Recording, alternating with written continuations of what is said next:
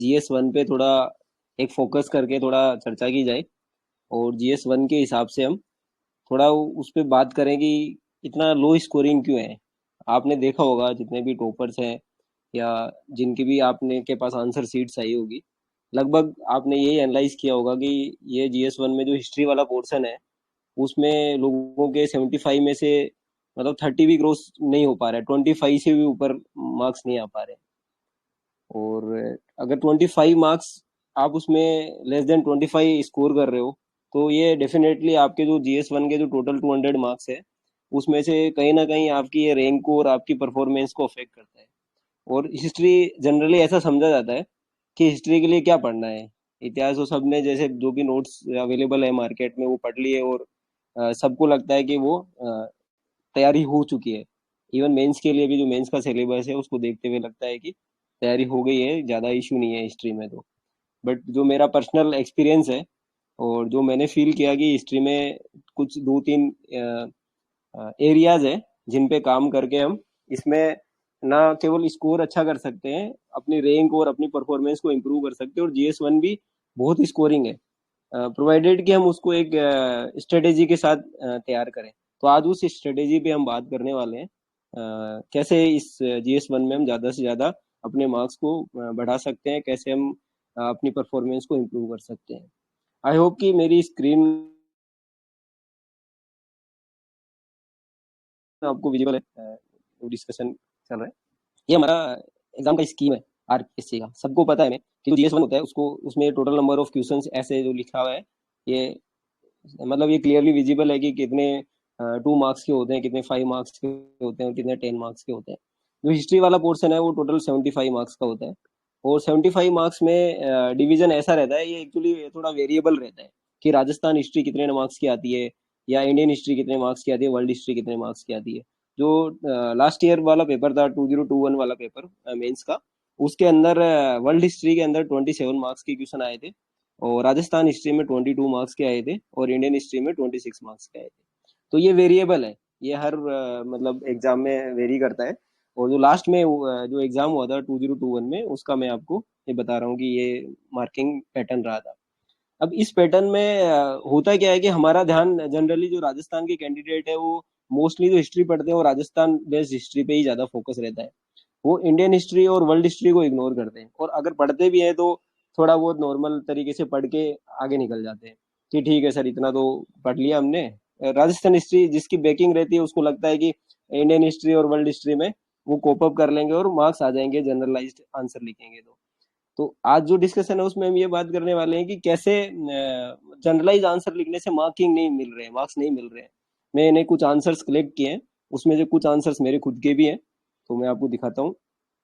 जैसे सिंपल अगर factual question है, 2 मार्क्स का क्वेश्चन है, तो सीधा जैसे इस क्वेश्चन में पूछा गया था कि 6 ऑर्थोडॉक्स स्कूल्स है वैदिक फिलोसफी की, उसमें से कोई 4 का नाम लिख दीजिए। 4 का नाम लिख दिया, 2 में से 2 नंबर दे दिए। दूसरा क्वेश्चन है रावण हत्या के बारे में पूछा है, वो कीवर्ड्स ढूंढते हैं।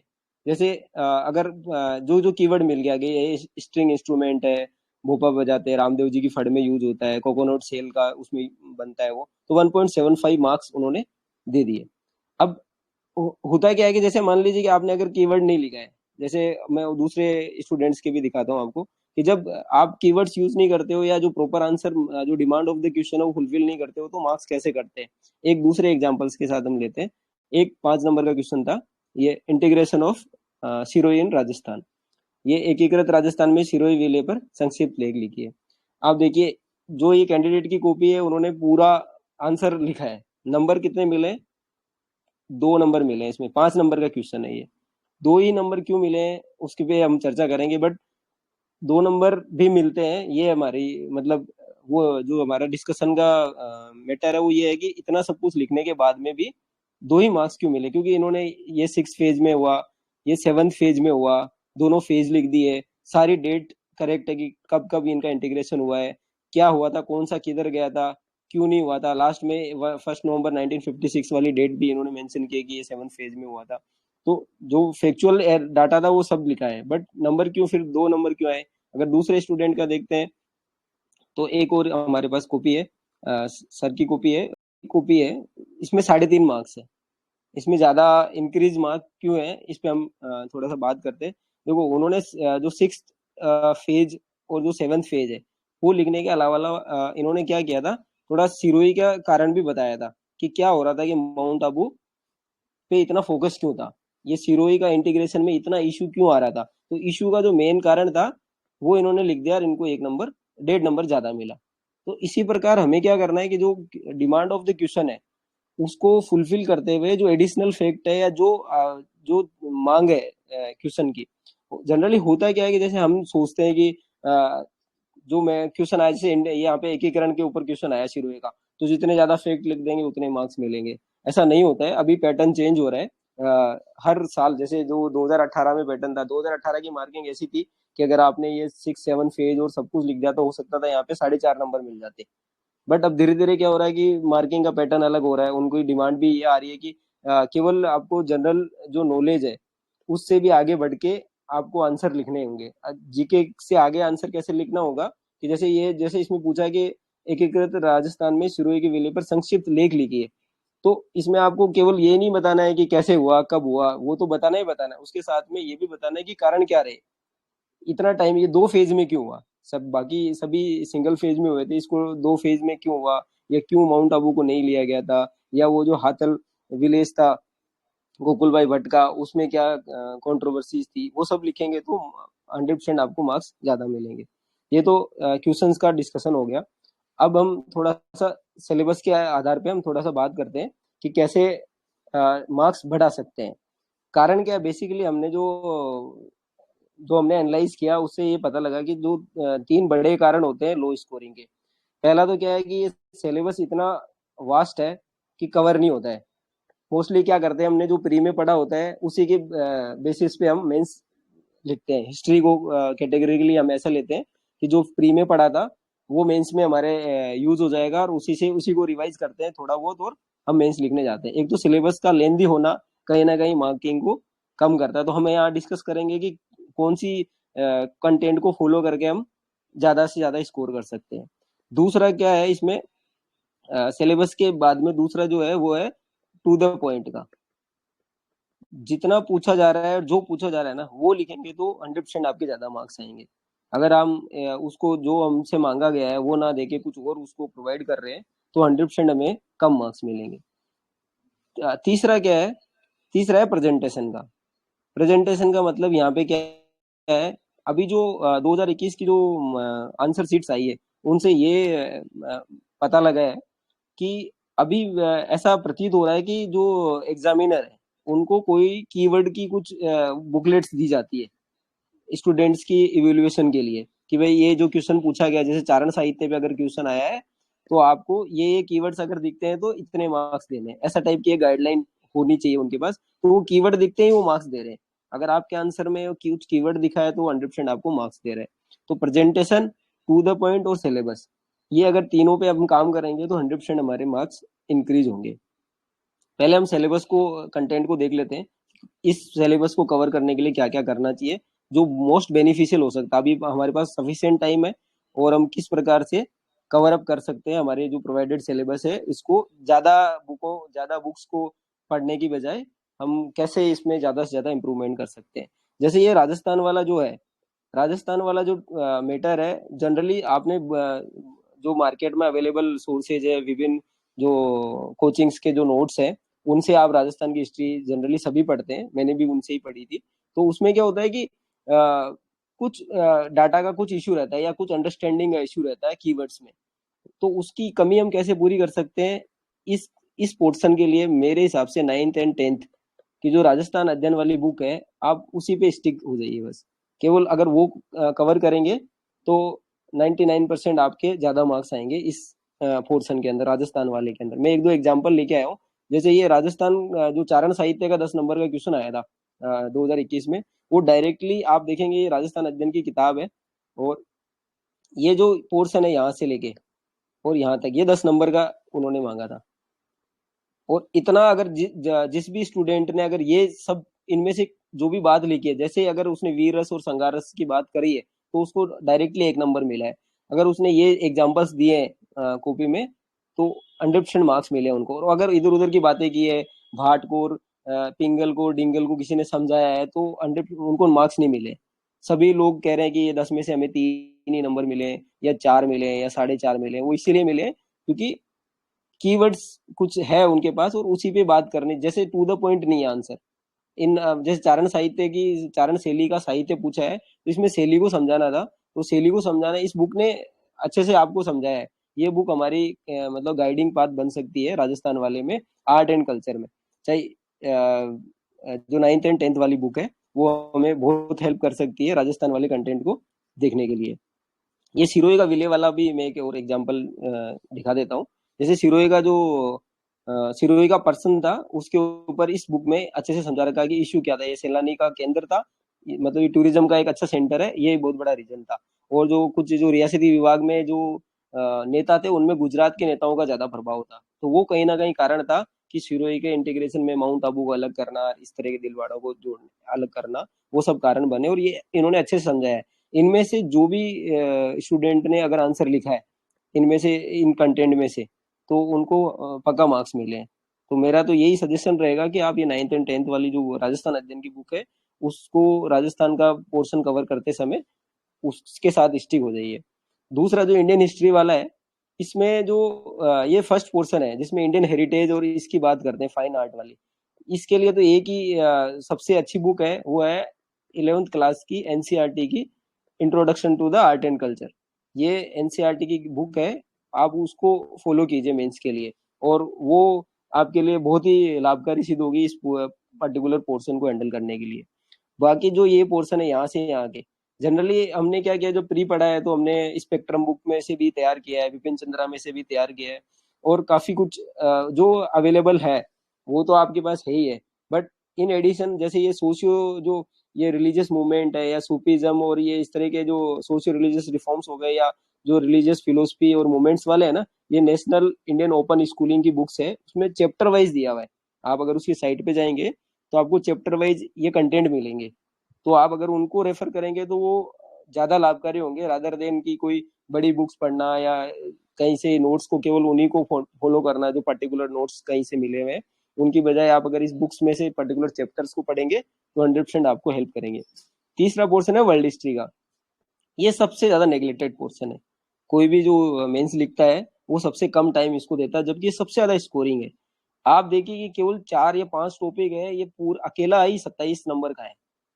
आपको केवल ये 4 या 5 या 6 टॉपिक पढ़ने और 27 मार्क्स का इसमें कवर अप होगा। इंग्लिश मीडियम वालों के लिए मैं सजेस्ट करूंगा कि एक नॉर्मल लोगों की वर्ल्ड हिस्ट्री बुक है, आप उसको देखिए। उसमें केवल ये चैप्टर अगर आप देखेंगे उसमें से तो आपको लगेगा कि चैप्टर भी छोटे छोटे आराम से समझा रखे हैं और कंटेंट भी बहुत अच्छा है, जिसमें आजकल के जो एनालिटिकल क्वेश्चंस पूछते हैं, जैसे लास्ट अभी 2021 वाले में पूछा था उन्होंने कि आइडियोलॉजिकल बैकग्राउंड क्या है अमेरिकन रिवॉल्यूशन का, वो इस बुक से है डायरेक्ट। मतलब ये बुक्स आपको हेल्प करेगी ऐसे बैकग्राउंड वाले क्वेश्चंस के लिए या एनालिटिकल क्वेश्चंस को हैंडल करने के लिए। इंग्लिश मीडियम में तो ये अवेलेबल है, हिंदी मीडियम का मुझे जानकारी नहीं है, अगर नहीं है तो आप इंग्लिश में भी पढ़ सकते हो। इन जनरल ज्यादा हार्ड नहीं है, नॉर्मल लोगों को फॉलो कर सकते हो। और अगर कोई हिंदी मीडियम में भी पढ़ना चाहता है तो 11th एंड 12th के एनसीईआरटी में से ये टॉपिक्स पढ़े। अभी क्या हो रहा है कि जैसे आपने फील किया होगा कि बहुत सारे मार्किंग में 0 मार्क्स भी आ रहे हैं। जैसे मान लो कि परफॉर्मेंस बजटिंग है, ये क्वेश्चन था, इसमें मोस्टली बच्चों को 0 मार्क्स दिया है। 0 मार्क्स किस लिए दिया है कि बहुत सारों ने सभी ने जनरली इकोनॉमिक्स के परस्पेक्टिव में इस क्वेश्चन को हैंडल किया है, जबकि ये कॉमर्स के परस्पेक्टिव से हैंडल होना चाहिए था। तो कॉमर्स के परस्पेक्टिव से जिसने लिखा है उसको ज्यादा मार्क्स मिले हैं। ये थोड़ा सा डिफरेंशिएट होता है क्योंकि हमें क्या है, जो नोट्स मिलते हैं मार्केट में जो अवेलेबल है वो कहीं ना कहीं हमें थोड़ा सा जो डिमांड रहती है आरपीएससी की उससे कम या उससे भटक जाते हैं हम। तो हमारा एफर्ट ये होना चाहिए कि जो ऑथेंटिकेट इन्फॉर्मेशन है वो हम प्रोवाइड करें और ऑथेंटिकेशन के साथ में हम आंसर को हैंडल कर पाए। ये हमारा तीनों का सिलेबस का वो था कि हम कैसे कौन कौन से पोर्शन से किस किस के थ्रू हम ज्यादा मार्क्स को स्कोर कर सकते हैं। अब और क्या है कि जैसे कैसे मतलब इंक्रीज कैसे की जाए, 10 नंबर वाला अगर कोई क्वेश्चन आता है तो उसको कैसे हैंडल किया जाए। 10 मार्क्स वाले क्वेश्चन में क्या कर सकते हैं हम, जैसे मान लीजिए कि कोई क्वेश्चन आया कि हिस्ट्री का जनरली क्वेश्चन है अमेरिकन रिवॉल्यूशन का। अमेरिकन रिवॉल्यूशन के जैसे जनरल क्वेश्चन आ गया कि अमेरिकन रिवॉल्यूशन के कोजेज क्या क्या थे, तो जनरली आप बुक में तो पढ़ते ही है कि या फिर ऐसा मतलब जो बुक जो वर्ल्ड हिस्ट्री की बुक में है कि अमेरिकन रिवॉल्यूशन के कारण क्या क्या है, उन कारणों के साथ में जो उसका रिलेवेंस, मतलब आपको क्या करना है कि उस पर्टिकुलर टाइम पे और other part of the world में भी क्या चल रहा था। कहीं ना कहीं आपको क्या करना है, हिस्ट्री को जब आंसर को अटेंड करते हो आप हिस्ट्री के आंसर्स को, तो आपको इंटरकनेक्शंस दिखाने चाहिए। अगर 10 मार्क्स वाले में आप इंटरकनेक्शन दिखा देते हैं, जैसे कि चारण साहित्य वाला जो क्वेश्चन था, चारण साहित्य का जो इंटरकनेक्शन आप दिखा देते हो कि कैसे चारण साहित्य ने महाराणा प्रताप के टाइम पे जो युद्ध हुए थे, या उन्होंने कैसे किस प्रकार एक वीरता की भावना पैदा की उनके सभी के जो उस समय के जो योद्धा थे। फिर सूर्यमल मिशन ने कैसे 1857 की क्रांति में किस प्रकार से वीर रस का जो यूज किया था और किस प्रकार से क्रांतिकारियों को मोटिवेट किया था। ऐसे अगर एप्लीकेशन आप यूज कर लेते हो हिस्ट्री में, तो आपको वैल्यू एडिशन होता है। तीसरा क्या है, हिस्ट्री में आंसर जब देते हैं हम, तो दो तीन चीजें जो कीवर्ड्स है, जैसे कि मान लीजिए कि कोई क्रांति है, जैसे बेगू मूवमेंट के बारे में पूछा गया था, और जैसे ये बेगू मूवमेंट के बारे में पूछा गया, इंटीग्रेशन के बारे में पूछा गया, ये इस तरह से कि उनके कुछ कीवर्ड है फिक्स, जैसे जहां जहां हम बात करते हैं ना, जो पढ़ाई करते हैं, जो कंटेंट होता है हमारा, उनको आपको छोड़ना नहीं है। जैसे इंटीग्रेशन की बात आई तो छठा चरण है, सातवां चरण है, गोकुल भाई वर्ड, ये कीवर्ड्स हैं उस क्वेश्चन के, वो लिखेंगे तो आपको पक्का मार्क्स मिलेंगे। हर क्वेश्चन के कुछ ना कुछ कीवर्ड होते हैं। मैं कुछ और एक दो एग्जांपल्स आपको दिखा देता हूँ। जैसे जैसे ये डिस्क्राइब द सूरावर्दी सूफी सिलसिला है, ये सूफी सिलसिला के बारे में बात हुई, इसमें देखिए 1.25 मार्क्स दिए हैं। कीवर्ड्स क्या क्या ढूंढ रहे हैं वो, एक तो सूफी का एक सिलसिला है, ये हो गया। कौन इसका पॉपुलराइजेशन कौन कर रहा था, बहादुर जकारिया कर रहा था। कहाँ था ये, मुल्तान सिंध में था। रॉयल पेट्रोनेज मिली इनको, और इस तरह के ये थे। इसमें 1.25 मार्क्स इन्होंने इनको दिया। बट अगर थोड़ा सा कम लिखा, जैसे इस आंसर में केवल मुल्तान पे आधा नंबर मिला है, और एक थोड़ा सा इन्होंने बोला हादिद को फॉलो करते थे इसलिए ये हुआ। और जैसे और कम मार्क्स मिले हैं यहाँ पे, केवल एक सिलसिला लिखा है इन्होंने, इसलिए 0.25 मार्क्स मिला। आई होप कि आप समझ पा रहे हो कि कैसे कीवर्ड का यहाँ पे रोल बढ़ जाता है। इस सेम क्वेश्चन में एक में 0.25 मार्क्स आपने देखे, 0.25 मार्क्स इसलिए मिले क्योंकि केवल ये इतना सा ही लिख पाए, और अगर इन्होंने ऐड करते ये क्वेश्चन में तब इनके मार्क्स बढ़ते। बट ये यहाँ ऐड नहीं कर पाए, और इन्होंने थोड़ा सा एडिशन किया कि मुल्तान भी लिख दिया, हादिद के बारे में लिखा, और जो 1.25 मार्क्स जहाँ मिला है वहाँ तीन चार चीजें लिखी। अगर दो फैक्ट और लिखते और थोड़ा सा और एक्सप्लेन कर देते कि सूरावर्दी कैसे काम कर रहा है या कैसे नहीं कर रहा है। जैसे ये एनआईओएस का है, अगर ये जो आपको मटेरियल दिख रहा है national institute of open schooling का, मैंने वहां से निकाला था, ये एग्जैक्टली लिखा हुआ है। सूरावर्दी सिलसिला को उन्होंने समझाया, तो उन्होंने अच्छे से समझाया कि बहाउद्दीन जकारिया था क्या था, ये कुबाचार इनके लिए अपोनेंट था, इनकी फॉलो क्या थी, इनकी नॉलेज क्या थी, क्या इनका स्कॉलरशिप का क्या बात थी, कहाँ थे, किस तरह से काम कर रहे थे। ये थोड़ा सा इन्होंने मतलब अच्छे से एक्सप्लेन किया। इनमें से कुछ भी हम लिखते कि ये किसको इल्तुतमिश के लिए क्या बोला इन्होंने, या किसको क्या जो इम्पोर्टेंस क्या रही, किस तरह से इनके एट्रीब्यूट्स थी, जो 3 एट्रीब्यूट है वो क्या क्या है, तो आपको पक्का मार्क्स मिलेंगे। तो कोशिश हमें ये करनी चाहिए हिस्ट्री वाले में कि जो हमारी जो प्री की लर्निंग है उससे आगे बढ़ के थोड़ा सा मेंस को, जो मेंस का सिलेबस है उसके रिगार्डिंग हमें पहले तो अपना कंटेंट तैयार करना है। दूसरा फिर क्या है, जब प्रेजेंटेशन का टाइम आएगा तब हमें कीवर्ड्स को पक्का लिखना है, अंडरलाइन करना है, और आपको अच्छे से समझाना है उनको। तीसरा क्या है कि जब आप क्वेश्चन की डिमांड को पक्का आपको एड्रेस करना है। अगर क्वेश्चन पूछा जा रहा है कि 1857 क्रांति का नेचर पूछा है तो नेचर ही लिखना है, 1857 क्रांति के बारे में बताने की जरूरत ही नहीं है। नेचर पूछा है तो नेचर लिखना है। अगर आपसे पूछा जा रहा है कि इसके कोजेज क्या है तो कोजेज लिखना है। और इंट्रोडक्शन में और कहीं पे भी आपको दूसरी बात नहीं करनी है, टू द पॉइंट आपको आंसर अपना शुरू करना है। इसके अलावा जो हमारा अभी ये सेशन का इसलिए इंट्रोडक्शन इसलिए दिया गया था ताकि आप समझ पाओ कि किस तरह से हम अपने लो स्कोरिंग को हाई स्कोरिंग में कन्वर्जन ले सकते हैं। और मोस्टली क्या है, एक बेसिक अंडरस्टैंडिंग है कि राजस्थान की हिस्ट्री पढ़ ली आपने। राजस्थान की हिस्ट्री तो सभी की अच्छी है मेरे हिसाब से, जो भी मेंस लिख रहे हैं राजस्थान की हिस्ट्री में सभी कंफर्टेबल रहते हैं। थोड़ा सा इशू रहता है वो इंडियन हिस्ट्री में और वर्ल्ड हिस्ट्री में रहता है।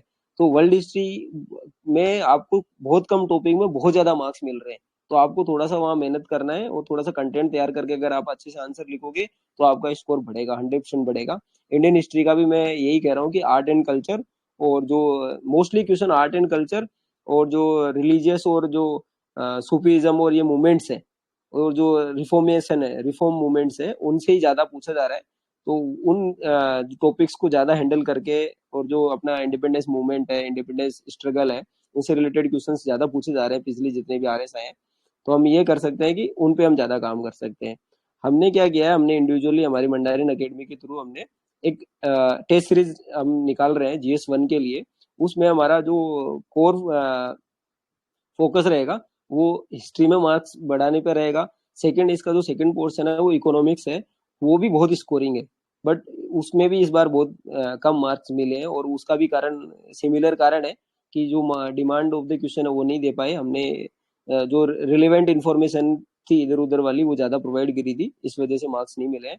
और तीसरा जो टेक्निकल सब्जेक्ट्स है इसके एडिशनल, उन पे भी हम अच्छे से तैयार करेंगे और हमारा हमारा ये उद्देश्य है कि हम ज्यादा से ज्यादा स्टूडेंट्स को हेल्प कर पाए उनके ड्रीम जॉब को अचीव करने में। और ये एक तरीके से हमारा जो छोटा सा एफर्ट है, जो आप जो जो इसको लाइक करते हैं वो आप ज्वाइन कर सकते हैं। और अगर आपके कुछ क्वेश्चन है तो आप भी पूछ सकते हैं सर।